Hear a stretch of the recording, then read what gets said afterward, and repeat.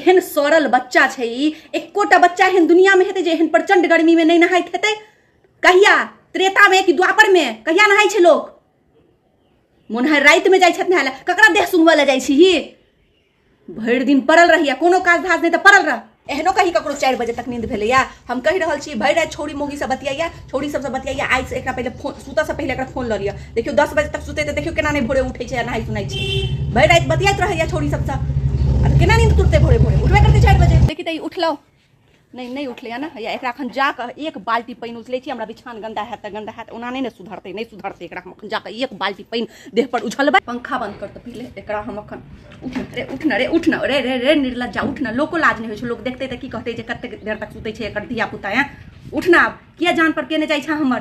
कोटा दोस्त के आब घर आबऽ दही। दोस्त लग में जहन बेइज्जत करबो ना तखन तोरा दिमाग खुलतौ। तोरा बेइज्जत करबो, तोरा दोस्तों के बेइज्जत करबे। पुछबै न ओकरो से जे ओहो सब इतना 4 बजे तक सुतल रहै छै, मैं किछ नहीं कहै छै। यो निर्लज्जा के लाज नहीं होइ छै। उठ न रे, भूखो दुख नहीं लगै छौ?